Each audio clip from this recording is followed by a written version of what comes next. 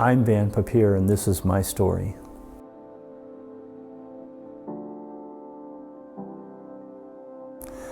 About a little over 10 years ago, my wife Sarah and I sat at the doctor's office, and he explained to us that she not only had advanced Alzheimer's, but she also had an aggressive cancer. And I remember discussing that with Sarah that night, and we began to realize that life was very precious and that we needed to be in church. So we did our research on churches, and we found APC, and we decided to go on Easter Sunday. But what we didn't realize is that the Easter services were adjusted a little bit because of the sunrise service. So when we showed up, we were a half hour late. So we were too intimidated to open up the door, so we left. But we came back the following Sunday, and Kim and Kathy were out front greeting us, and they were awesome. And then Pastor Stephen greeted us as we got inside. And I remember driving home, and Sarah turned and said, you know, I think there's something very special about that place. And Sarah, I think you were right.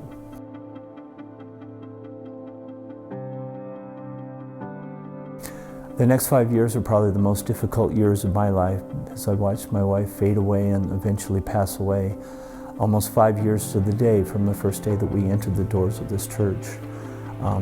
I took care of Sarah the best I could, and you know, some days it was really difficult, and I don't know that I could have gotten through that without the love and the friendship and the fellowship of my brothers and sisters here at APC, and for that I'm extremely grateful.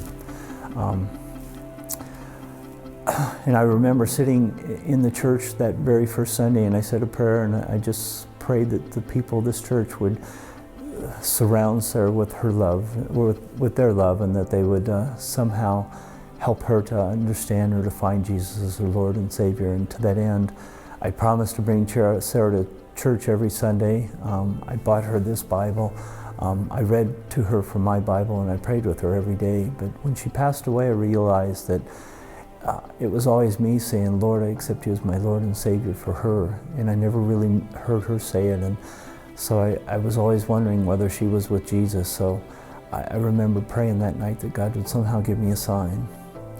Now, if you don't know Alzheimer's patients, they tend to start hiding their stuff, and Sarah was no different. She was hiding everything. So after she passed away, it was sort of an adventure, because you never know what you would find or where you would find it.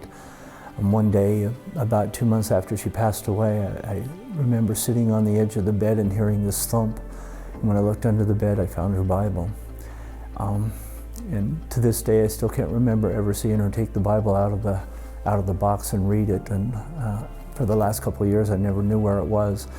So I picked up the Bible and I sat back on the edge of the bed. And as I took the Bible out of the box and opened it up and started flipping the pages, I realized that God had answered my prayer. You know, as you open up the Bible and you look at it, every line in the Bible had been either circled or underlined, and that's a little secret that Alzheimer's patients learn, to be able to remember what they've read.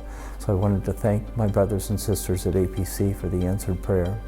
And I think the most powerful mission that this church does is just loving others as God has loved us. And this church loves the people that come through that front door, and I know, because I'm one of them. I'm Van Papier, and that's my story.